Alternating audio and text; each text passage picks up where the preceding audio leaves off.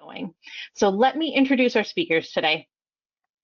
Susie Richmond is the Executive Director of Neighborhood Cats, having served in that role since 2010. She oversees hands-on TNR programs in New York City, Jersey City, and the island of Maui, as well as using her prior Madison Avenue advertising experience to write, among other things, crowdfunding appeals to help the many sick and injured cats who come to Neighborhood Cats' organization. One of her favorite projects currently is a veterinary scholarship program designed to train community cat-oriented vets on high-volume spay-neuter techniques.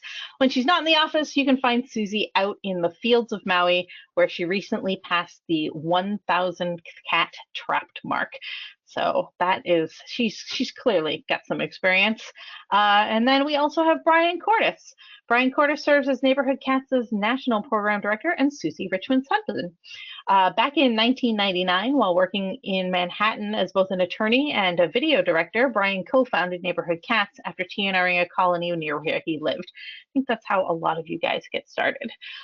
Except for a 6-year stint as a grants manager for PetSmart Charities, he has been with the organization ever since. He has authored or co-authored handbooks on grassroots TNR, community TNR, and return to field programs. You can always find him online, where he regularly presents both basic and advanced webinars on all things trap, neuter, return in partnership with the Community Cats podcast. And we are grateful to have him here. So Brian, I'm going to go ahead and hand that microphone on over to you. Okay, thank you so much, Kristen, and thanks everybody for taking time out today to learn more about helping the cats. All the slides that you're going to see today are in one of the handouts. So you don't need to be madly taking notes, and all of the links in the slides should be live. So make sure you download that and you'll have the whole presentation so you can just kind of watch and take it in while we're going through this. And be sure to, while I'm speaking, you know, Susie is there in the background. If you have any specific questions, just shoot them over to her, and she'll get you an answer. Okay, so let's get right into it. There's a lot to cover today. One last thing that's mentioned in the description of the webinar, which is, so the first part of the webinar will be going over the basics for those of you who have not used traps before, and those who have, who might want to make sure you're not missing any basic steps. And then we'll take a short break, and then we'll get into much more advanced stuff, including we're debuting our instructions on what we call the auto drop trap, if you want to build one yourself. So that's coming today too. So what is a drop trap? Well, just go back to the old idea that of you know, a box propped up on a stick, and the cat goes under it, and you're basically pulling it, and the box is falling down over them. So it's just that simple idea. Obviously, we need something a bit more sophisticated, especially since we need to get the cat out of the box, but it's nothing all that complicated. Now, the real drop traps that are available, the original manufacturer and the one you want to get is, and instead of a knockoff, is the Tomahawk model DT1. And it's 36 by 36 by 14, actually 35 by 35 if you measure it exactly. And it's the same idea. It's a big box propped up on a stick, and you can see it's got a side door, which is how we're going to get the cats out. It has an anchor flap in the back so we can put weight on it. So once you've caught Kitty, he can't drag it down the whole thing down the street. And on the right there, you can see how this particular model folds down and makes it pretty easy to transport. There are two different sizes of drop traps now available. From Tomahawk, there's the DT1, which is what we're featuring today, and that's the 36-inch, 18-pound. And then there's the DT2, which is heavier at 26 pounds, but bigger at 48. So we really prefer the 36-inch, and that's for safety reasons. Because even if you've done this a lot, things can go wrong. And having 26 pounds come down on a cat is significantly more than 18. And I'm going to show you a real brief video clip of how things can go awry. If I can find that one on here. Oh, yep, here we go. It's called Drop Trap Mishap. So it's just a very short clip, but you could see how it doesn't quite go according to plan.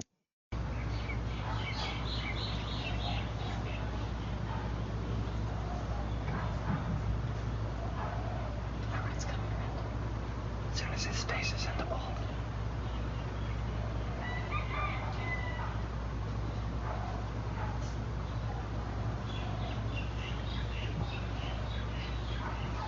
Go for it. Go.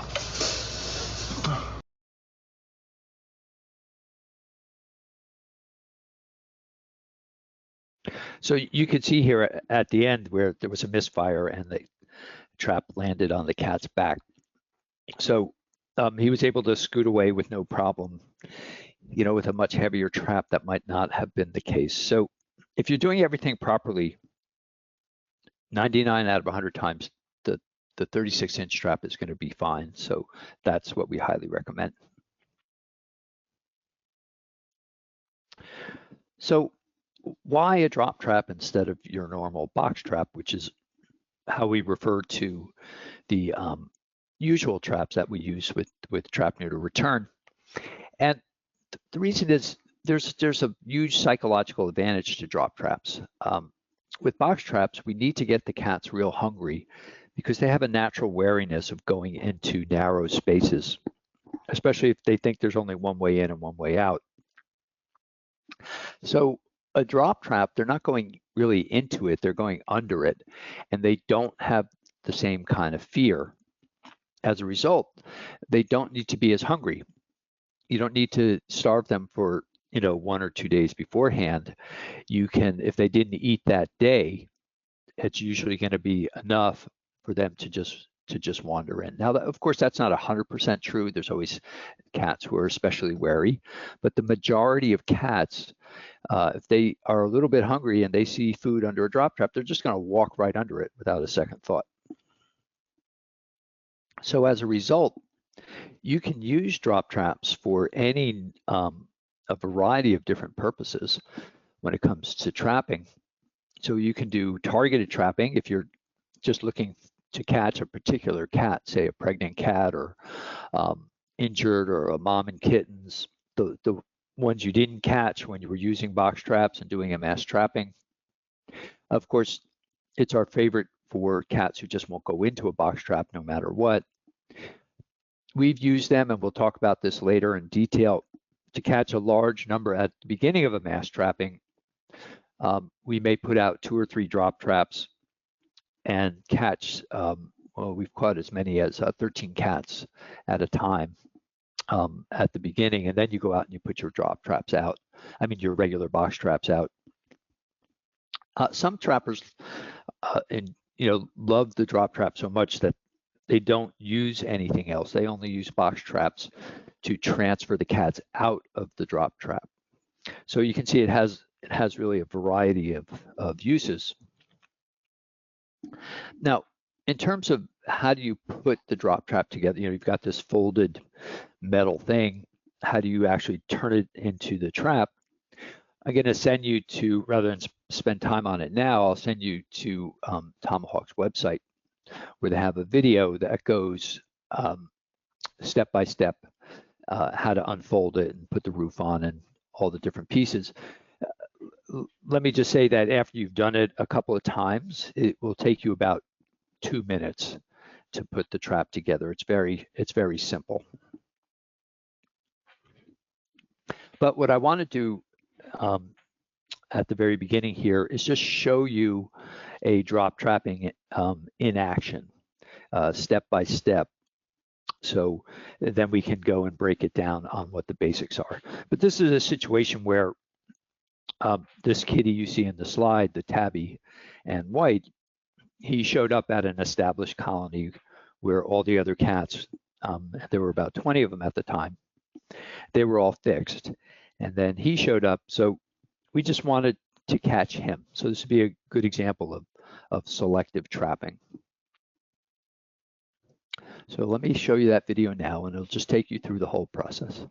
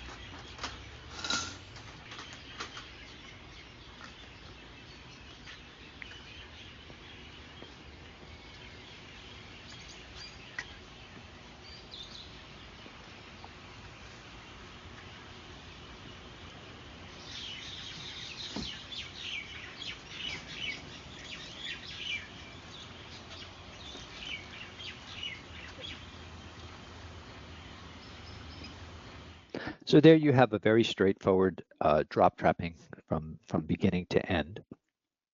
And let's talk about some of the steps that are surround that process. So one thing I want to emphasize right from the beginning is don't use this for the very first time. Those of you who are not experienced with drop traps yet, don't use it for the first time on that cat you've been after for 5 years, because it looks very simple, but there are little mistakes you can make, especially in the transfer, that you won't make if you go through the process once. So we recommend, maybe try to trap a cat that you want to get updated on their vaccinations, or even practice on one of your pet cats at home, and go through the whole process of not just dropping the trap, but transferring the cat into the box trap. If you do it once, you're not going to make, you'll get all the mistakes out of the way, because again, it's a simple process, but the very first time it can feel kind of awkward.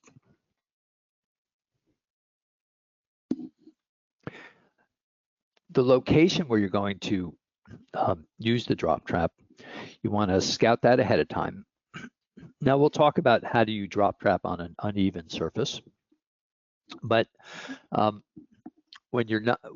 the most part, you're going to want the ground to be flat, unless you have a drop trap pad that we'll talk about. You want good visibility. Obviously, you want to be able to see the trap well. Typically, you're going to trap near where the cats are used to eating. Think about the fact you're going to transfer the cat out through the side doors, so you want to make sure there's enough space to put a box trap. You can, in a tight spot, you can rotate the drop trap very carefully and slowly, but it's better if you don't need to do that. Also, don't put the drop trap on the edge of something like a patio or a sidewalk, something where once the cat is trapped, if he pushes against the trap and makes it move forward an inch or two, it creates an opening that he can slip out and under. So here's an equipment list for you. You can print this out and take it with you, and just make sure you have these things. So again, string, obviously. We recommend a good strong nylon string, like, I forget the weight, but like 50 pound, 75-pound weight. Heavy object for the anchor weight. You're going to need to cover the trap. We found that something heavier like a blanket is easier to quickly throw over. Make sure the dish, your bait dish, is not breakable. You don't want to put glass or something in there that when they're running back and forth, they can break it. Lots of bait, like you'll notice in the tabby white, who we called Wonka. When we were trapping him, you were probably thinking like, God, that's an enormous amount of food. That's because there's 20 cats in that colony, and we didn't know he would be the first one in. He might have been the 19th. So you have to leave enough bait so that everybody can get a bite before the cat you're after goes in. You need your either a transfer cage or a box trap, and trap dividers will show you why they're handy. They can be helpful if the kitty won't move easily out of the drop trap. Binoculars are helpful, and having a second person, especially when you're new to this, is extremely helpful. It just makes everything go a lot smoother, and one person can pull, another person can run over, and when you're trying to transfer him, it can help if one person kind of bends down and looks at the cat while the other person is at the box trap on the other side of the trap. So having a second person is not essential, but can be helpful. So let's go through step by step. I mentioned baiting the trap and making sure there's enough food and making sure it's not breakable. The positioning is important. It's in the center, in the very back. That gives you the most distance. Once the cat realizes something's not going right, they have to travel the furthest distance to get out of the trap. So you can try using something enticing like you normally would in a box trap, like tuna or sardines, roasted chicken. But a lot of trappers, a lot of experienced drop trappers prefer to use whatever the cats are used to in order not to tip them off that anything is different. So that's just a judgment call. We like to use sardines and tuna, something extra tempting. Now take a little bit of the bait, and you saw how Susie in the video sprinkled a little bit of a round outside the bait dish and just around the perimeter of the drop trap. And that can be very helpful to, if there is a cat who's a little bit wary, to tempt them, to keep going further in. So you've set up your drop trap, you got your bait, and now you're ready to go. If you're working alone, position the box trap you're going to transfer into in the sheet that's going to cover the box trap within arm's reach of the drop trap. So you don't want to pull the string, run over, cover the drop trap, and then run back to get your box trap and make that extra trip and take that extra time while Kitty's trying to get out of there. So have it within reach. Make sure you're far enough away. That can depend on, you could see that Susie wasn't that far from the tabby, but that's because she was hiding in a car where they were used to cars and they were used to people being in them. So if you're out in the open, you might want to be 25, 50 feet away. I've had extremely wary cats where I've been 100 feet away and used binoculars. So depending on the situation, you want to make sure you're far enough away. Have the blanket by your side so you can grab it and run over. Notice how the string on this is taut. You don't want to have it too tight, because if you involuntarily make a movement with your arm, you don't want it on a hair trigger where it could just suddenly drop before you want it to. But you also don't want there to be slack. You don't want to have to take, you don't want to hitch in your motion. So basically, if the string is taut and it'll just take a good yank of your arm, that's the amount of tension that you want on it. And then also, it's really important to be patient. So you'll notice that when Wonka went under the drop trap, Susie didn't pull the string immediately. She tried to wait until he got his tail under and he was relaxed. And that way, it minimizes the chance that, as you're pulling, all of a sudden they're going to jolt at just the wrong moment. So be patient, wait till they're in a good position. I will say one thing with tails, though, is what we've noticed is when the drop trap starts to fall, the cats usually move forward. So the tail is usually not an issue if it's a little bit outside the drop trap. So here's an example of trapping we did where the cat we were after is the one in the right circle. That's our target kitty. So she's watching how another cat is eating, and that can be very helpful. We never mind that, especially if you've got a little bit of a wary cat. You can see how she's watching the other cat eat, and then she's going to see him leaving, right? And now when she goes in, notice her body position. This would be too soon to pull the string, because look, she's leaning forward, she's not entirely in the trap, and she's ready to spring if she needs to. So this would be a bad time to pull.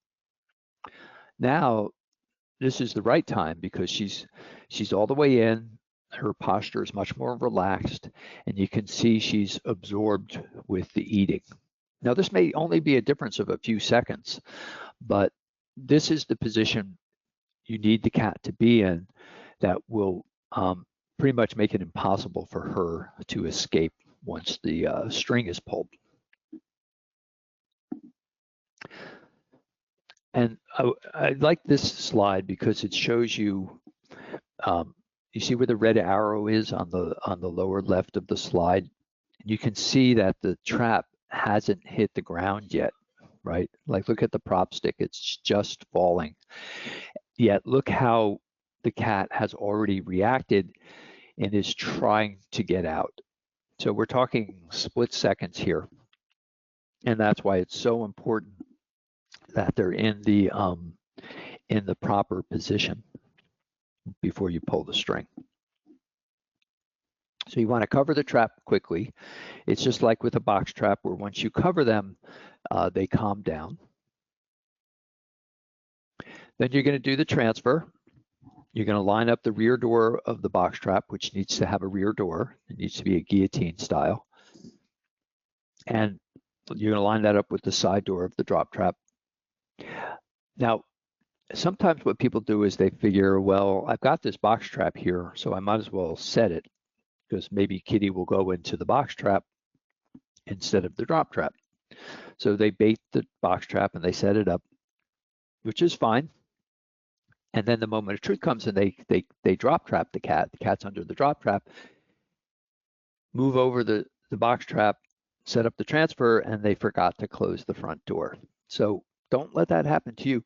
In fact, I think it's better just not to set the box trap. And I know this from personal experience because I did it once. I trapped a cat who was incredibly difficult to catch. I was literally about 100 yards away with binoculars sitting in my car. And once I finally got the cat under the drop trap, I had to actually drive to get to it. And in the heat of the moment and the excitement, and it was January and 10 degrees outside, and I lined everything up, did the transfer and watched the cat go galloping away. And I was like, what happened? Then I forgot to close the front door. So I just don't do that anymore. I leave the front door shut. You're going to attach, you're going to notice on the drop trap that there's a couple of extra spring clips, one on either side of the side door opening. And those are there to attach the box trap to the side door opening. So make sure you use those. You can see them in the slide. You don't have to make it real tight. It's just there to make sure that the box trap doesn't shift. That's one of the things that can go wrong, is if the cat is moving around a lot and somehow there's a shift that creates just a little bit of an opening, and then the cat is able to squeeze through it and get out. So use these spring clips on either side of the side door. They're the one that are closest to the side. You're going to see a pair of two on either side of the side door. The furthest one attaches to the roof. The one that's closest to the side door attaches to the drop trap, to the box trap, as you see here. So when you're doing the transfer, you're going to cover the sides of the box trap, except for the rear of it. That stays uncovered. And what you could see that in the video with Wonka, how when the cat looks towards the box trap, they see daylight, they see an opening at the end, and that's what motivates them to get out. So once everything's set, raise the drop trap side door and the box trap rear door, and then just try to stay out of the cat's line of sight and be patient. Usually they go in right away trying to escape. Sometimes it takes a little bit longer. This is where having a second person can be very helpful, because they can go to the opposite side of the drop trap. Like I said, bend down. The cat takes one look at you and runs the other way. But there's some other tricks we can show you in case that doesn't work. And here you can see how the box trap is lined up. One's fully covered. Except the box trap's fully covered except for the rear door. And the person doing the transfer, which is me in this slide, is out of sight of the cat. And we have another person on the other side who, if necessary, can bend down and have a look and try to scare Kitty in the other direction. So once the cat's gone in, you're going to shut the doors, disengage the spring clips, fully cover the box trap. If there's more than one cat in the drop trap, you're going to repeat this process. You only want to get one cat at a time out of there.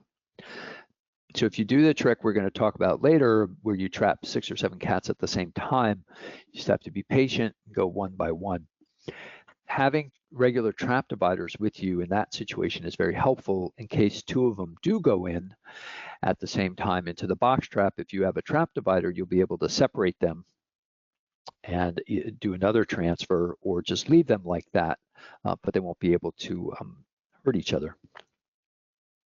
So what if the cat won't cooperate and just won't get out of the box trap? So if you're alone, the best thing to do is pull the cover on the drop trap, pull the blanket slowly towards you. So if you're dealing with a feral cat, feral cats prefer to, once they're in captivity, and cats in general prefer kind of dark, to be in darker uncovered, darker covered spaces is what they prefer. And they move from light to dark is how we describe it. So as you pull the blanket towards you and off of the roof of the drop trap, the cats are going to move forward in order to stay under and be covered. And that will move them more and more towards your box trap. Talked about a second person bending down. You can also use a spray bottle with a little bit of water. You can move an object very slowly and carefully towards the cat, like a stick, nothing too sharp though. And don't touch the cat. You don't want to risk injury. You just want, again, you want to motivate them to move in the other direction. And then having drop trap dividers or regular trap dividers, which I'll show you in a moment, can be very helpful. If worse comes to worse, just wait. They will go in eventually.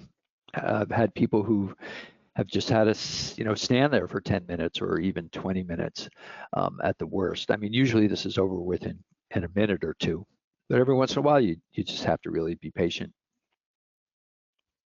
So these are, what you're seeing in this slide are what are called drop trap dividers, again, from Tomahawk Live Trap. And you can see they're specially designed so that 2 of them will fit across the 36-inch drop trap. And this is what it would look like. You would basically narrow the space that kitty has to move around in, and kind of slowly march him towards the opening of the box trap.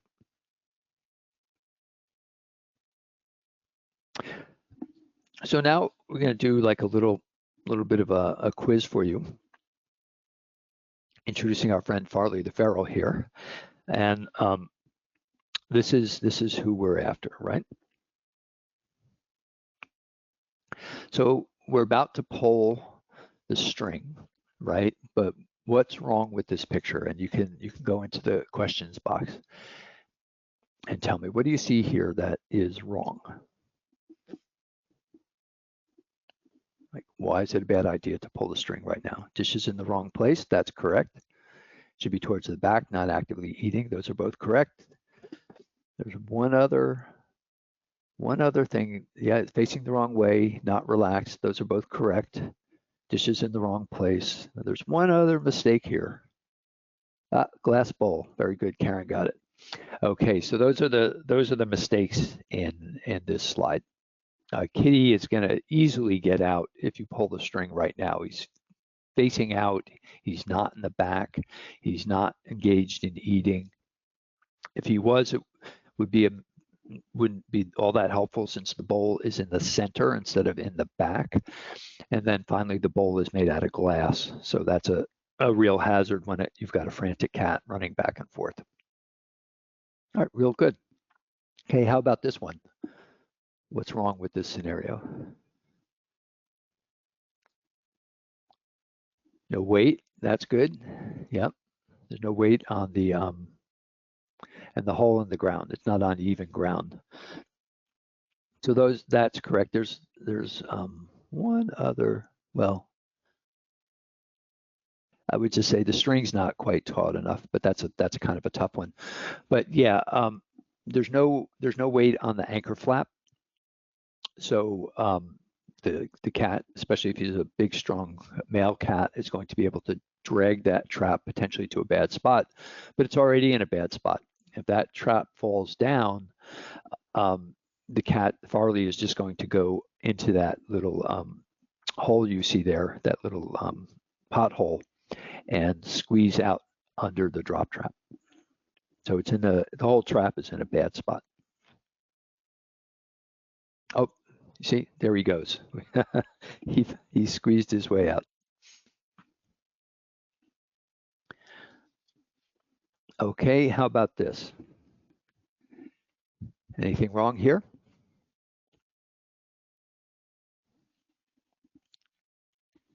String too loose? No, it looks pretty taut to me. Enough room for transfer. Oh, that's good. That's good. I mean, you probably could, because the box trap would be over that pothole potentially. And also you could rotate the trap, but you're right, it would be better if that wasn't there. But in general, yeah, it looks good. I mean, we've got weight on the anchor flap, right? We've got the bowl is plastic, and it's in the back in the center, and Farley is engaged, got his head in the bowl as much as he can. String is taut, but good observation about that pothole. It would be better if the trap was further away from that. You wouldn't have to deal with that during the transfer. So good job. All right, so here we have Farley. He's in his transfer cage, and he's ready for the clinic. Okay, so I want to show you one more example of before we take a quick break, and then we'll move on to the advanced drop trapping. I want to show you one more, like it's a 3-minute video of what we call selective trapping, where you're targeting particular cats. And in this one, the cat we're after is the black cat, who's sitting up on the post on the upper right of your of the slide. And the situation was, this is another colony where everybody was fixed, but then the black cat showed up pregnant. So obviously we want to catch her. But this is a good example of being patient. So notice how there's a couple of other cats who are ear-tipped, but there's enough bait in the bowl for everybody to have a bite. And this particular cat, the black cat, is one who is going to wait, who's going to wait her turn. So we just have to wait out with her. And also notice how the string is not going to be pulled until her face is in the bowl. Okay, so with that said, let's have a look.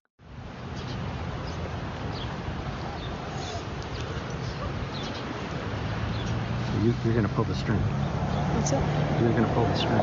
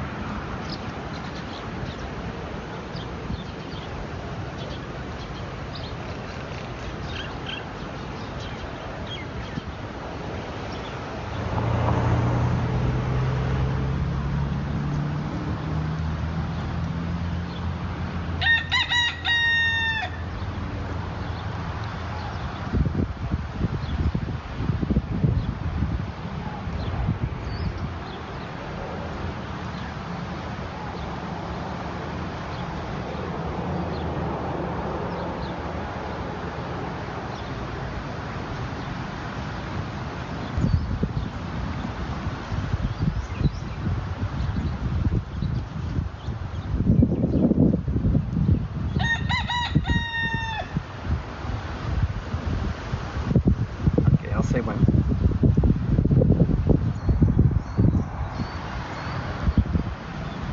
Pull.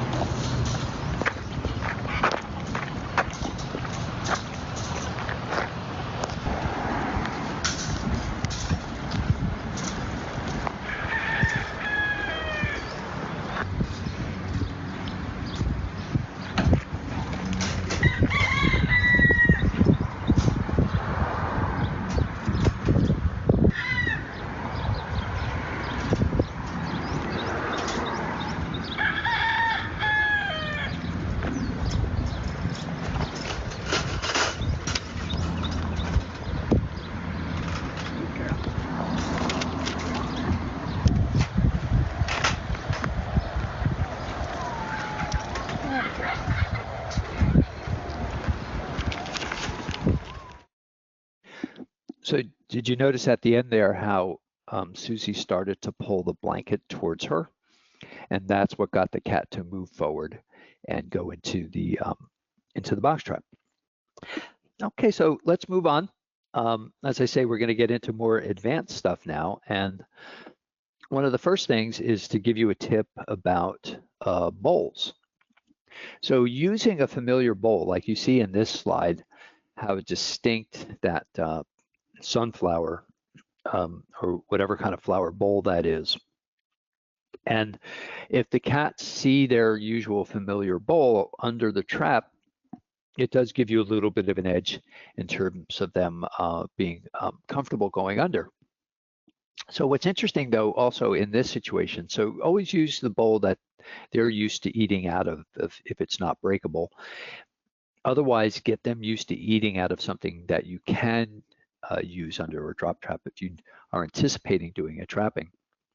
But in this situation, in this slide, what you see is that the bowl is awfully large, right? So how do we get around that? And what we did in this situation is you'll notice that we set the drop trap up very close to a wall. So it kind of eliminates that side as an escape route. And then we were able to take this gigantic food bowl and push it towards the wall. So that, and then we only put bait in the back petals of the bowl, so that when Kitty went in, she'd be off towards the right. And you can see in this slide how that happens. You see how she's crammed in on the side there. Now, obviously, you know, this is an advanced technique and you have to be very careful that the drop trap doesn't hit the wall on the way down. But it's just an example of how you can be creative and use things like walls to help you.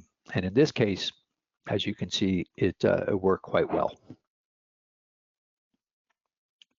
Now, here's an idea that we like, which is you can use chalk to when the drop trap's down on the ground, draw the outline of where it's going to land.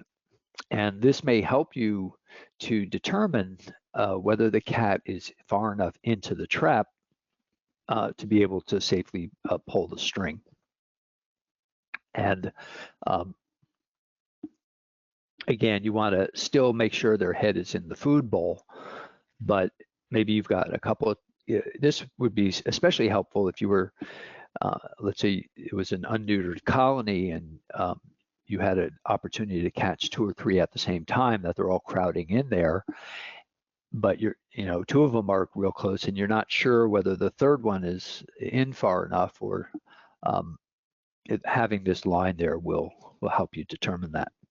Use something that will just wash away in the rain, non-toxic. If you've got a real windy day, and you're a distance away like you are in this slide, the string, even if it's a heavyweight string, is going to start blowing around in the wind and going potentially from side to side, or creating a kind of a curve that leads to you. And this can all, you don't want that. You want as we said, you want the string to be taut. So the way around that is that little piece of wood you see in the middle of the rope, which is keeping the string straight and on the ground, but it's light enough that when the string is pulled, it's not going to create any kind of interference. This is what we call the stubborn caretaker. And this is, if you've been trapping long enough, or even not all that long, you're going to encounter this particular type of caretaker. And that's the one who insists that they can pick the cats up and put them in your traps. Now, I've encountered people like this, I can't even count how many times, because they're used to the cats. They love the cats. The cats rub up against them. They don't see the need to put out a box trap and set bait. They think they can just pick Kitty up and put Kitty in the box trap. It always ends up in a bloody mess if they don't listen to you and they insist on doing it. So one of the ways you can solve this problem is with a drop trap. So if you've got somebody like this particular caretaker who insists on grabbing the cat, and you know it's going to end poorly if they try to shove them into the rear door of a box trap, you can have them, you can go ahead and say, all right, do it, but throw them under the drop trap instead of trying to shove them into a regular trap. And here's a quick example of what that looks like.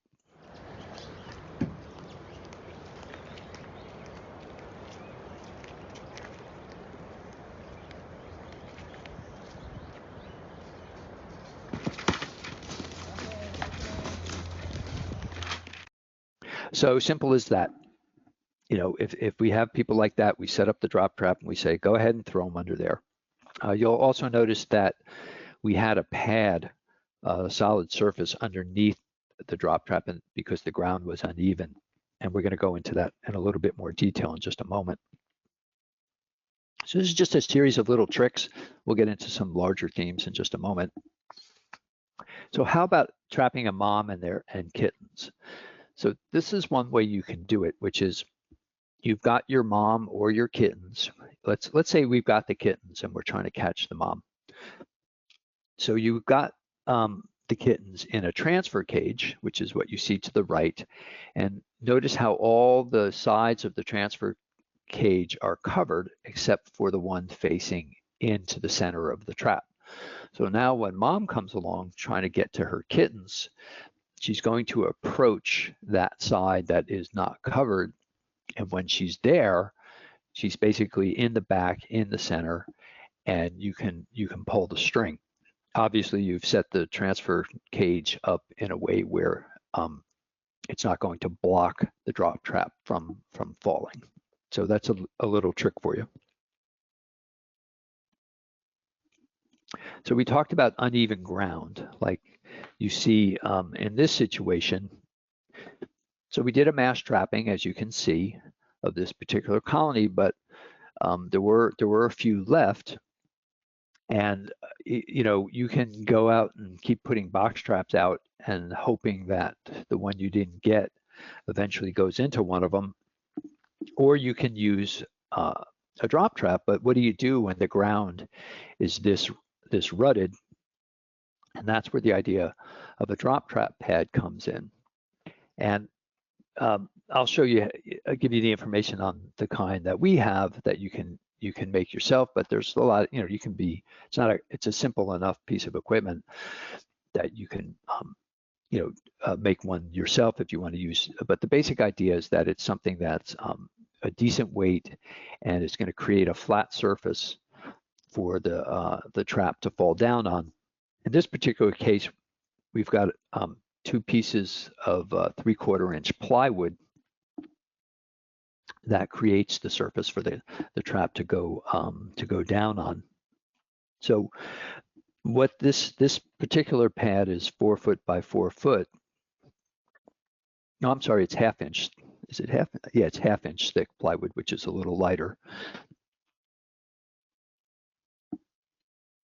And here you can see in that rutted area how we put it to work, how we were able to bridge the ground and make it nice and flat.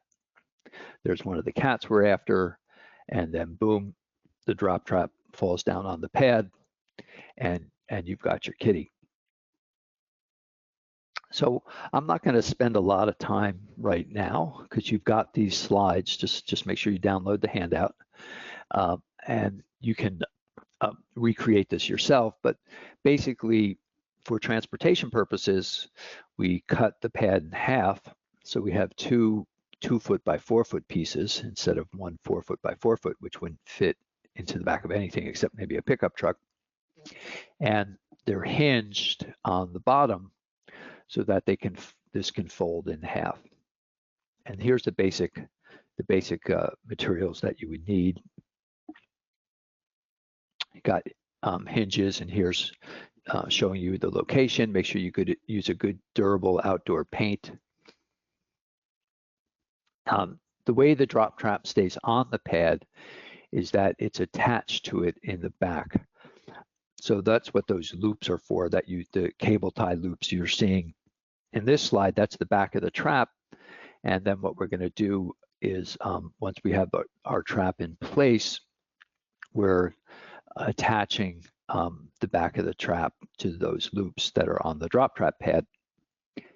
The big thing you want to do is make sure that you don't pull them too tight and prevent, interfere with the dropping motion of the trap. So make sure you do it loosely, and you're going to fold before you put this on. You're not going to need the anchor flap, so you're going to fold that up, and with a spring clip or a cable tie, attach it to the frame of the drop trap so it's out of the way.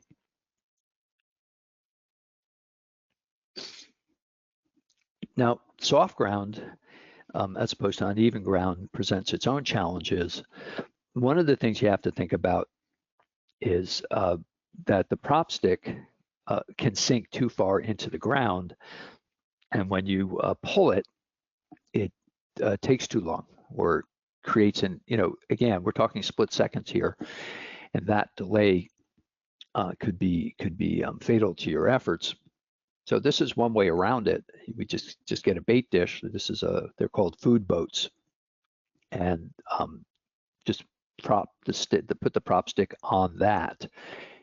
And this is also kind of a slick surface, so it's going to pull pretty quickly. But do be careful if you're dealing with soft ground, that if it's too soft, then you might have the danger of the cat digging out from under the drop trap. Like if it's super grassy or there's lots of leaves. So if you're on soft ground, make sure that the trap, once it's down, is going to not be so soft that it's going to, you need to get over there and get the cat out quickly, but you'd still need a little bit of time. So use a pad or find a firmer surface if that's going to be an issue. So nighttime trapping, definitely possible. And what we do is just hang lights. And you can use a variety of different lights. But the idea is that you don't need to see everything around the trap. You need to see where the food bowl is. Because if the kitties are walking around, it's interesting to note that, and it could be helpful for getting ready. But the moment of truth is when they're in the trap and their head is in the bowl. So you need to be able to see that clearly. Now, that said, our experience, Susie's and mine, is that most cats are not bothered by lighting. So we will often use the headlamps of the car. We haven't noticed that makes the cars, the cats any more wary.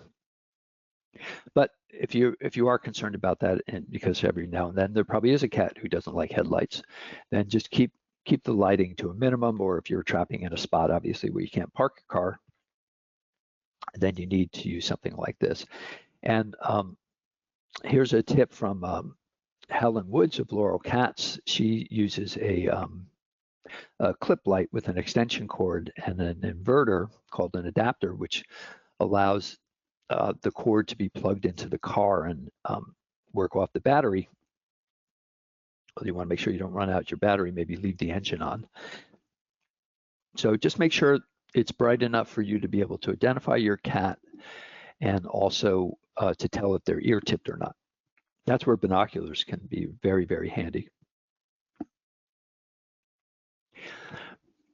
You may need to use what's called a drop trap transfer opening reducer. We call it an adapter for short. And basically, the Tomahawk drop trap is built for to line up with the rear door of a trap that measures 10 inches by 12 inches. The traps that we use a lot of now, like we use the GT606, we like gravity traps more than spring clip traps. And there's also the True Catch 30 LTD is another very popular gravity trap that's on the market. They have openings that are 9 inches by 11 inches. So when you push them up against the side door to do a transfer, there's a little bit of a gap. on either side of the box trap door. That can be a real problem if you're dealing with with kittens, and even as old as 6-7 months. We've seen them squeeze through those 1-inch openings and get out. So you can eliminate that risk by inserting one of these adapters. They go behind the tracks of the side door, and you just zip tie them on, and you can see it makes the opening smaller. So we just have them on there as a standard part of the trap, and they're not very expensive. And if you don't have one and you're using traps besides the larger spring clip ones, I highly recommend you just zip tie it on there and leave it on there for good. And here's how you insert them. So showing you take the adapter, you put it behind the side door tracks, and then you just zip tie them on. Just test after you've attached it to make sure that the side door can still slide up and down easily without any type of interference. So let's talk about remote controls. That's what you see in this slide. So basically, the remote control set consists of these parts. You have the trigger, which is that black box that's sitting on top of the trap. And as you can see in the inset photo to the right, it sends out a little trigger, little round steel dowel looking object. And then there's a prop stick, not the usual one that you would use with a string, but a special one that holds up the trap with when the trigger is set. So the trigger is set when the little cylinder is sticking out. And when you press the remote control trigger, it causes that cylinder to retract and go back into the box, and then the trap drops. So a lot of people love the remote controls. It eliminates the string. It physically makes the trapping go quite a bit easier. However, there are definitely certain problems with remote controls, and I'm going to show you. This is a cat. This is like one of the last cats in this 30 cat colony that we were after, and we set up a remote control. You can see that you see the long prop stick and the trigger mechanism up mounted on top of the drop trap in this slide. So I'm going to show you real quick what happened.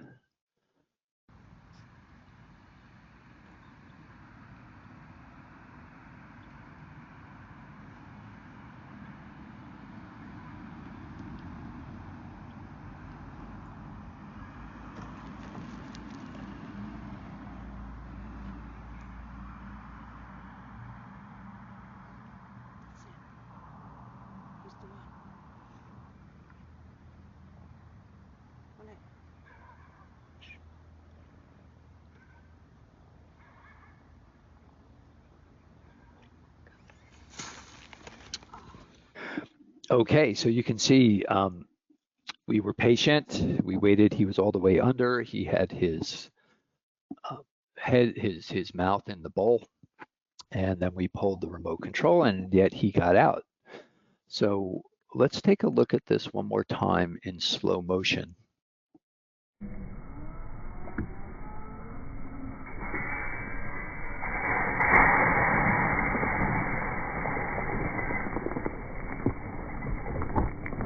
Okay, did you notice that he started moving before the trap started falling? And that's what's captured in this slide. See, the trap is still all the way up. The trigger is still holding up on the prop stick there, and he's on the move. So what happened is that you're standing however far away, 100 feet away, and you've got your trigger in hand. You wait for the moment of truth, you press the trigger, the motor in the remote unit makes noise before the cylinder starts to move. And again, we're talking split seconds here, but that noise alerted him that something was wrong. And he just reacted instantly. So you could see he's well on the move before the trap is dropping, and that's why he got out. And that's why we don't use remote controls in this manner. Because most cats, it'll be fine. But these really tough, very, very wary cats, we're not the only ones who've lost them because of the noise that the unit makes just before it moves. So, how do you get around that? Because, we like remote controls, the idea of them. And here's what, this is what we do and what a number of other trappers do these days, which is we use the remote control on the side door instead of using it to replace the string and the prop stick. And in order to do this, if you have a remote control, you're going to need a special bracket to hold the trigger unit on top of the side door. And it's not an expensive item, but you can't do it without it. So we go to Tomahawk Live Trap and then get this piece of equipment. So I'm going to show you a video. This was shot by a group called TNR Utopia, which is a nonprofit in Queens, New York. And they use the remote control with the side door. So let's see what that looks like.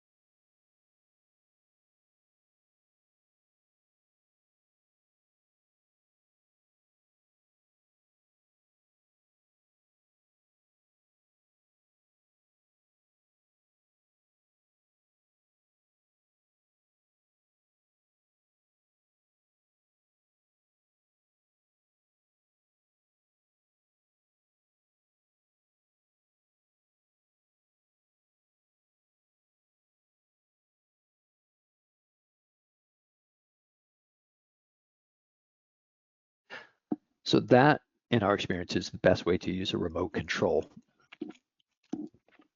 because the door drops very, very quickly, and the cats are pretty comfortable going in. And if they're not at first, they're pretty easy to train to go in. And you eliminate that. The door drops so fast, and the opening being much smaller than when the drop trap is propped up on a stick. Even if they can hear that motor, there's not nearly enough time for them to get out. So if you're going to use a remote control, this is the manner that we recommend that you use it. And I want to use that to tie into one of our recent experiences at Neighborhood Cats, which is the Maui wildfire. Those of you, I'm sure everybody's probably heard about this, but this was last August in 2023, and there was quite a horrific fire that burnt down the entire old town part of Lahaina in Hawaii. It burnt down 5.5 square miles, or about 100 people that died. A few thousand houses and buildings were burnt to the ground. And the animal rescue part of the operation was delayed by over 2 weeks. And the rationale for that was that the authorities, the emergency authorities, thought that it was such a bad fire that animals could not possibly have survived. Well, they were quite wrong. It turned out there were over 600 cats who still remained in the burn zone, and we were assigned the task of it says lean, but it should be lead. We were assigned the lead on September 2nd to get these cats out. So the shelter was overwhelmed. There had been an initial rescue effort led by people with a lot of disaster experience right after August 24th when they were first let in, and they grabbed about, I think it was 89 cats, and they brought them to what was already a very overcrowded shelter that was getting more and more overcrowded as fire victims were surrendering pets or people were moving and animals were coming in. So there was not capacity to take in hundreds of more cats, and we had to set up a system that we called shelter in place, where we took care of the cats in the burn zone and trapped them as there was capacity in the system to take them in. So the way we managed that was by setting up these feeding stations. We had over 80 of them, and every day they were provided with fresh food and water. And here you see an example of one. We use storage bins that with openings cut out in the long side in the front, as you can see, and then there's automatic feeders and waterers. Or actually, well, they weren't. Some of them we went away from the automatic stuff because it got too hard to clean, and we used small litter pans. But they were refilled daily. In this particular slide, the plastic strips you're seeing are because there were a lot of chickens that hung out in this particular location, and the cats, as you can see, were not afraid to stick their heads in and get the food, but most of the chickens were a little more wary about going in like that. So, but the basic point for now is that the cats got very used to going into these bins in order to eat. So the first 80% of the cats, this is over the course of about 4 months, 4 to 5 months, we were able to trap them using normal box traps. And remember, we weren't trying to catch them all at the same time. We were prioritizing the ones that were injured, the ones that were identified pets. Those were the ones we were trying to get out real quickly. And the community cats, we were maintaining where they were and slowly bringing them in as the shelter got more and more space. So we just did your normal trapping techniques, which was box traps. Obviously, we had good control for a while anyway over the food, so we were able to withhold it and get them to be hungry. We would put the traps near the stations. Almost all the trapping took place at night. And this was fine until we got down to the last 20% or so of the cats, and then they stopped going into the box traps. And there were a number of reasons for that. A lot of these cats had already been trapped and fixed and ear-tipped. There were more and more people moving into the disaster zone. You know, I'd say for the first 2 or 3 months, we were pretty much some of the only people in there. But as debris removal and putting up rebuilding utilities and things like that, there were more and more people coming in. And I think human beings have some type of genetic trait where when they see a cat outside, they have to put down a can of food. So it became really hard to get them hungry. And even if they were hungry, they wouldn't go in. We even tried drastic things like we would not feed them for 2 or 3 nights in a row, and they still would not go into the trap. So we had to figure before more and more people came in and things started to happen. So what we did is we swapped all of the storage bins for drop traps, and we were down to about 30 stations, feeding stations, because as we were bringing cats out, we were trying to consolidate the ones that were left. So 80 feeding stations over time was reduced to 30. So all 30 feeding stations became what you're seeing here, which is a drop trap down on the ground with a corrugated plastic roof on top. Now it turns out this is a good tip for advanced drop trapping. The roof made a huge difference.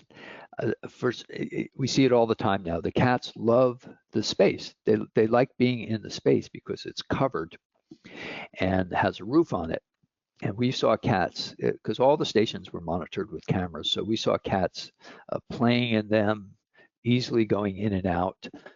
We did initially train them to go in, and the way we train them is what you're seeing in this slide, which is we took their litter pan, their food bowl, and we put it so that it was just inside the side door, and all they had to do was lean their head in to get a bite to eat. And then once we saw they were comfortable doing that, we would move the litter pan to the middle of the trap so that they had to just put their front feet or walk in just a little bit. And then after a day or two of that, we would move the litter pan all the way to the back of the trap. So at that point, we knew they were in far enough to catch them. So what we did at that point was we put the remote control on the side door, as you can see in this slide, and that worked pretty well for about 80 of the last 120 cats. And then we got down to the last 40 or so, like this kitty that you're seeing in this slide. He went in and we caught him. The problem was that in order to use the remote control, somebody has to be there, right? Somebody has to see the cat and press the button. And the problem with that was the very last cats, and we're talking about, these are the hardest core cats. We have 600 survivors, and now we're down to the last 40 of them. And if they sensed anything different about the environment, especially if there was a human being anywhere within smell or sight, they wouldn't go in. They would just wait it out. And the trappers were professionals, and they they had their shifts, and they'd be done. Sometimes they'd stay later until 2, 3 in the morning, and then the cats would wait till 4 or 5. We really also, we would study their patterns, of course, on camera and try our best to be there when they usually were, but some of them didn't have patterns. Some of them ate at multiple stations. So it became really difficult at that point to catch them because they weren't there when we were there. And as I say, we were running out of time. We were about 5 months into the rescue project, and they were starting with debris removal. So like that building you see in the background on this slide, they knocked that down and they started removing all the rubble, and more people were coming in. And there was a lot of pressure at that point. Our goal was to get every single cat out. There was a lot of pressure to make that happen. So we, necessity being the mother of invention, we figured we have to figure out a way that the drop trap, we can catch the cats in the drop trap without anybody being there. And that's when we came up with this, what we call the auto drop trap. And this is a homemade contraption that we came up with. But basically what it is that there's that white plastic you see in the back left of the trap. That's a trip plate. And the gray litter pan in the back right corner is where we would put the bait. And there's a screen going out from the side of the trap that blocks the litter pan. So in order for the cat to get to the bait, they have to step on the trip plate on the way there. They can't go straight to the pan. Once they step on that trip plate, there's a string going through a pulley that runs to the front, the side door, and you see that little piece of wood sticking out. Let's see, I don't know if you can see my mouse, but it's right here. that's holding the side door up. And when the cat steps on the trip plate, it pulls the string attached to that little piece of wood we call the trigger. It pulls it back, and the side door shuts by itself. Now, you can also see we've mounted it on a piece of plywood so that there was no chance of the cat escaping. And one of the reasons for that is some of these traps we had to set overnight. So we want to be really sure that Kitty was there in the morning. When we got back also, just to prevent any type of mishap of them getting under it. So let me show you real quick. This is just a very short video of an example of one of these cats getting caught in what we call the auto drop trap.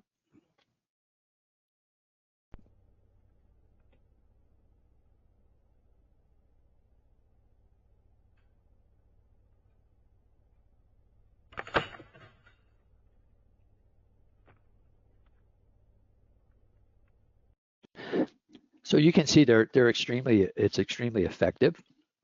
And at first, when we saw that video, we were like, there must be something wrong with the video. The door can't possibly shut that quickly.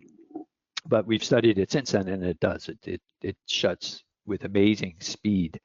And so because the cats were trained to eat inside the drop traps, and because they like being inside them, it's a space they're attracted to, we were able to catch 38 of those last 40 cats in about 2.5 weeks. They just kept going in one after another. The last 2 cats, we had to do a little extra training to get them to go all the way into the back. They were like the 2 super smartest, but we caught them too. And we were able to succeed in getting every single cat that needed to be rescued out of there. So the good news for you guys today is we are debuting how to build one and how to set it and use it. And that's one of the handouts that you can download today, which is the auto drop trap instructions. And I just want to caution you, we finished it last night. Nobody's proofread it. So if you see a mistake or you have a question, if you're interested in doing this, then feel free to write to us. And it looks long and complicated, but it really isn't. It's once you've put it together, you can quickly take it apart and then reassemble it at another location. And it would take us, Susie and I, would take us maybe 15 minutes to reassemble, to put the pieces in place. And there's no complicated tools and nothing. You don't need to be sophisticated at carpentry or anything like that. It's real basic. So if you're interested in building one of your own, download the plans, give it a shot, and let us know how it goes, because it is kind of new. We're hoping, to get it commercially available, so we can get past. We went with the drop trap, as Christian had said initially. It was kind of a homemade wooden contraption, not dissimilar, but a little bit better, but not dissimilar to what you're seeing here now. And eventually, it got into commercial production. So whether this will ever get there or not, I don't know. But if you need something like this, it's very good. For example, in a disaster response where you need to get every cat out, you're not doing selective trapping. You want everyone. If you're able to trap in a way that you can hold the cats while you're doing mass trapping, you'll be able to catch every cat using this. If there's only one cat at a location who's really tough and won't go into a normal trap and is unpredictable in terms of when they're around for a drop trap, then this would also be a good application. Okay, so moving on from the auto drop trap. I've mentioned a couple times about catching large numbers of cats at once with a drop trap, what we call mass drop trapping. And you can, this is where knowing your cats can come in very handy. If the colony does what we call cluster eating, then this technique is available to you. And what do I mean by cluster eating? Well, that's what's in the slide. There's one big dish and they all gather around and eat together. So a lot of colonies aren't like that. Each cat has to have their own bowl or they fight a little bit. But there are colonies of cats where they just, are simpatico that way and they all gather around like you see here. So when you see that kind of behavior, once you've done some drop trapping, don't do this your first time out. It should a light bulb should go off in your head and say, I could do a mass drop trap here. So this is a situation, again, you can see where the cats were cluster eaters, and we've got, what is it, 1, 2, 3, 6 or 7 of them are under the drop trap. Now, obviously, again, you want to have experience because it's a lot trickier to know when to pull the string. But because they're mass eater, they're used to clustering together, a lot of them can be absorbed into eating at the same time, even if they're not right at the dish. Probably wouldn't pull it at this very moment because the cat you see on the right is looking out. But once he turns his head in towards the bowl and starts to kind of work his head into it, then that would be a good time to drop it. And you can see this is not the same cats, but a similar situation where there's like, I think 5 or 6 cats in there, and you can see the drop trap's well on its way to the ground, and they're all still bent over and focused on the food. So we were able to catch 6 of them at the same time.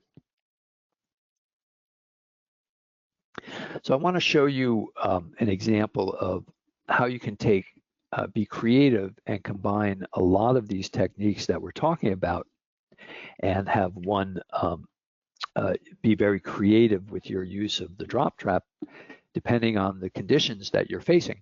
So this was a situation where a colony of cats lives in a park, and in that park, which is by the ocean, there's a giant pile of concrete rubble. It must have been some building that got knocked down, and then they just left all the concrete and into this giant little hill of crevices and openings. So the cats, of course, love it because there's all these nooks and crannies and places to hide. But we wanted to get these guys TNR'd. So one of the things they did, you can see the pile of rocks on the right of your screen there. On the left, you see a fence that separated this section of the park. And the cats were used to eating right by the fence. That's how they'd been trained. So the caretakers would come, they would line the fence with food dishes. The cats would come out from the pile and line up against the fence in order to eat. And here's an overhead view of it. So you see how the ocean and the beach are off on the left there. There's that giant pile of rock and debris. There's the fence right across the way. And there was a gentle slope leading down that would be good as an observation post. So how are we going to drop trap these guys? Also, the ground was uneven to add one more complication to it. And here you see, this is the action we're talking about. The cats coming out from the pile, going to the feeding area by the fence. And that was a pretty predictable pattern. So we had a number of problems, which was we had a lot of very wary cats who ate on uneven ground in this one spot. We had a bad angle, right? Because we couldn't be straight on with the drop traps. We had to be way to the side. So this is the setup that we used. We put 2 drop trap pads in the feeding area that they were used to going to. We had 2 trappers, meaning one person with a string for each drop trap. And then we put a spotter up on the slope who would yell to the trappers when was the right time to pull the string. In order to get around the problem of the trappers being at a bad angle, because we wanted the front of the drop traps to face the rock pile, that would be the natural direction for the cats. But the trappers are a good 100 feet down a narrow road. So we created this, we call it the Drop Trap 360, which is just a thick wooden dowel wedged into a 10-pound barbell weight, and we wrapped the string around it. So this allowed the trappers to be able to be at a pretty severe angle. And in the end, this is what the setup was. And of course, the cats weren't fed that day. So I'm going to show you what happened.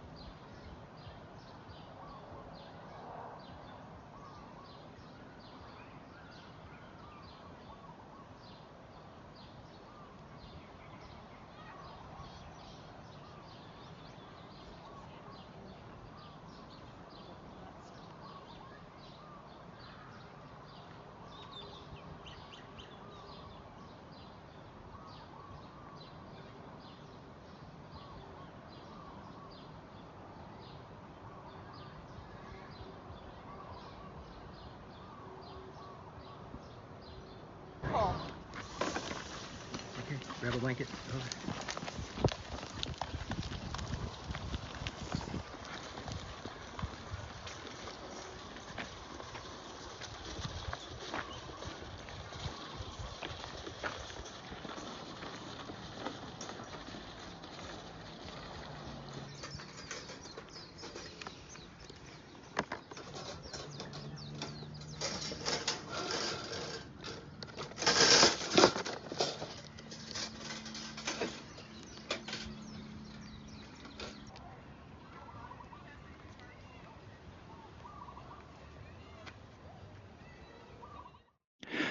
So you can see we caught 8 cats there. After that was done, then we set up box traps all over the place. So this technique was used at the beginning of a mass trapping.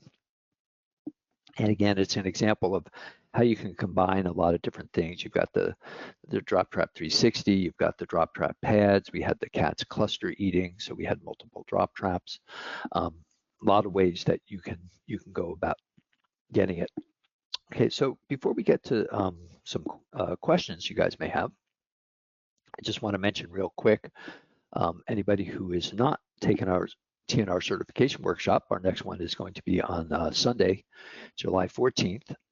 It's just $10, and we go over basic trapping for TNR, as well as community relations and a little bit on colony care. So if you don't, now you know how to drop trap, but if you want to know how to use a regular trap and just TNR in general, it's a good class to take. And with that, Kristen, I'll turn on my camera and we can take some questions. The first question I have is somebody had mentioned that they tried to catch a couple of little ones, and they saw her and they ran off, and they haven't come back, and they don't want to be anywhere near the drop trap, I think because they associate it with her. Do you have any suggestions for how to decouple the people from the trap in the cat's head, I guess? Well, A lot of it depends on the circumstances, but the first thing I would try if I could was I would train them to go into the drop trap. So similar to what we did with the cats in the burn zone, have a drop trap out there, take the side door if you're able to do that. So I mean, it depends on the conditions, but leave a drop trap out there and keep it a good 10 or 15 feet away from where they're used to eating. Get them used to eating with the drop trap in sight. Once they're doing that, then you kind of move every few days, you move the food closer until eventually you've trained them to go in. And then when they're eating in the back of the drop trap, at that point, it depends how you train them. If you train them through the side door, you're going to want to, trap them through the side door. But we've trained them with the drop trap propped up on cinder blocks so that we could just use the string and that technique. And then at the time of trapping, you probably want to be hiding in a car. We've even gotten tents for open fields. Like that's a good idea. Or hunter screens that you can hide behind so that they can't see you. So that would be the way that I would go about it. Also, if you can't do that, if you can't train them because it's in a public spot, you can't safely leave a drop trap out, then just try hiding, because it may not be the drop trap they're afraid of, it's you. And if they don't see you around, maybe they'll go right under. And that's why we like to hang out in the car, because they can't see us. So yeah. The other thing I might suggest is try varying your bait. So they may not be willing to get under there for fancy feast, but they might really be down for a rotisserie chicken. If you want to try something smelly or different or interesting, it might entice them to be a little brave and try it out. Yeah. Also, you point out, and if you know who's feeding them, or if you're the feeder and stuff like that, then get them good and hungry. Yeah. That'll make the chicken smell even better. So.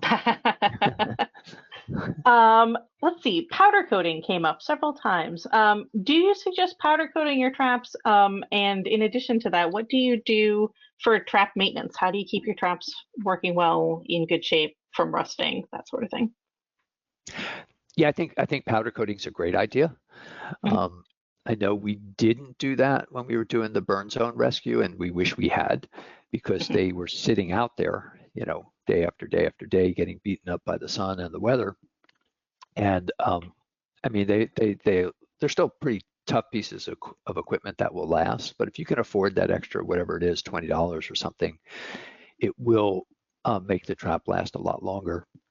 In terms of maintenance, the main thing, have some extra spring clips. They get kind of beat up.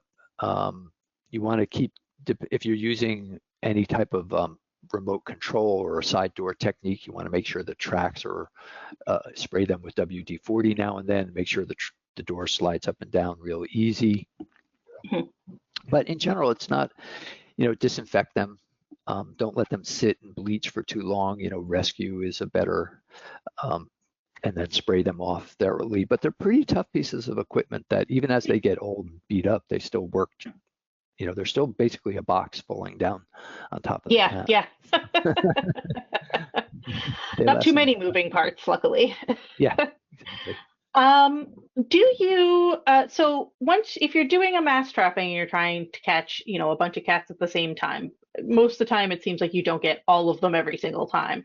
How long do you wait for the cats to calm down to set the trap again? So you've got your guys, you've got them all, transported out of there. You're ready to, your trap is empty. You're ready to go again. Do you go right away, or do you wait a few days, or what's your process?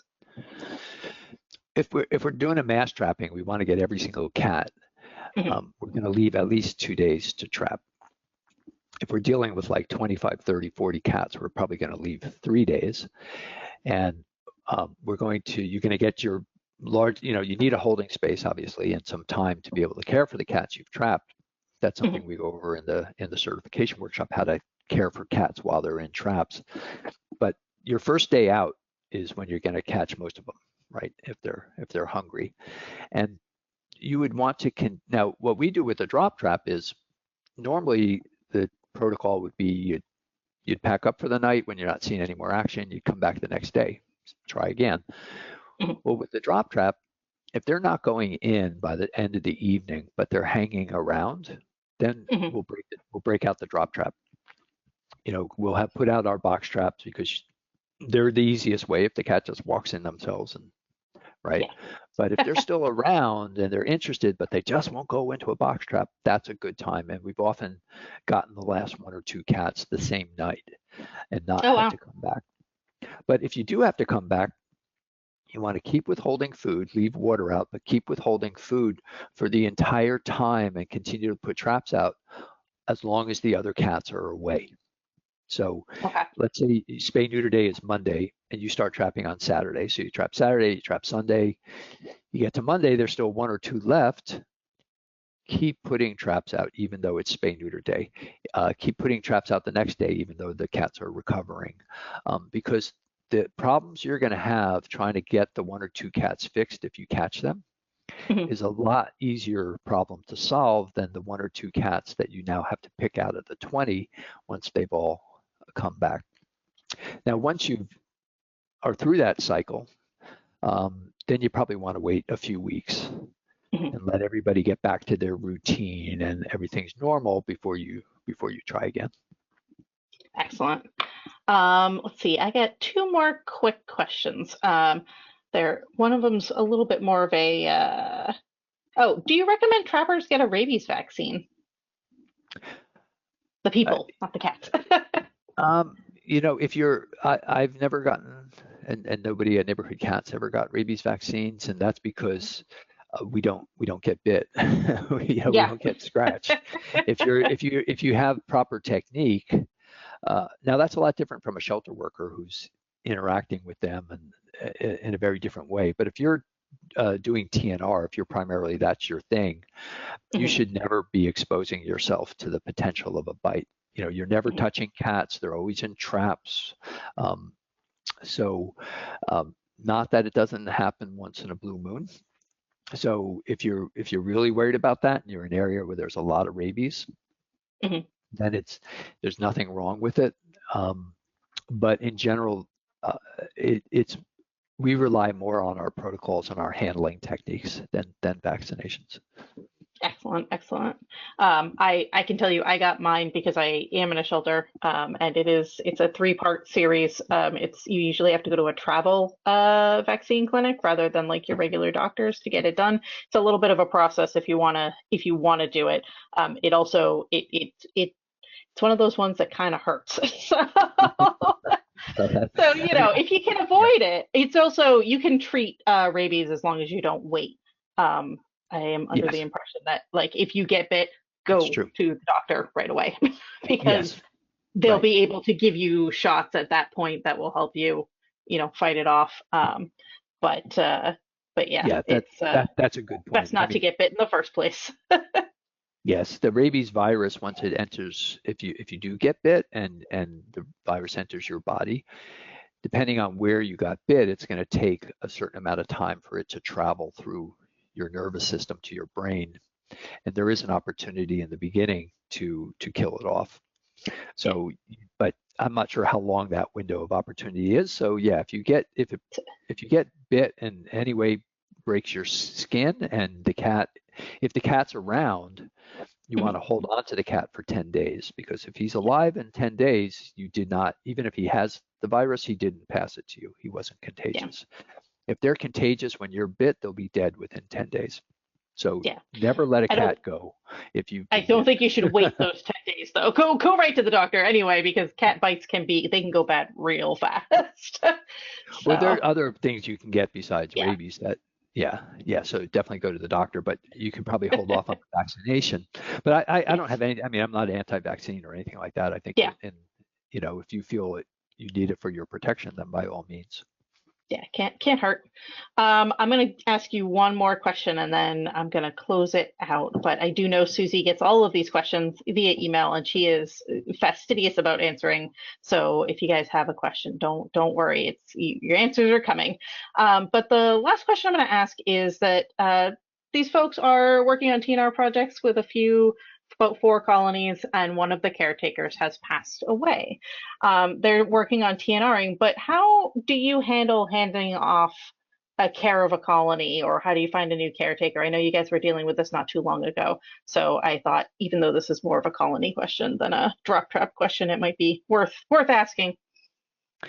Sure. Well, there's no there's no magic solution. It's hard work. It's walking around the neighborhood. It's finding out, are there neighbors? Often cats are fed by more than one person. So is there somebody willing to take over the feeding? Um, we've found that if you subsidize the food, the expense of it, that helps to find, we'll tap into our network, send out Mhm. an email asking for people to help.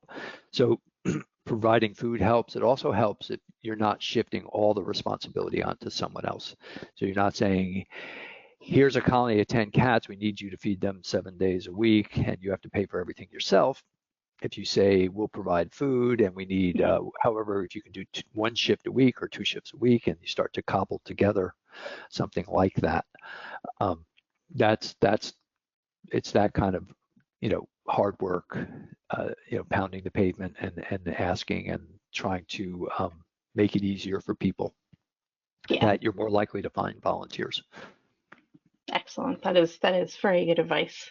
All right, it is 4:03, so we went a little long. We really appreciate Brian and Susie, both of you sharing with us all of the information that you have. You have such big brains with so much in them. We're so glad that we have an opportunity to pick them.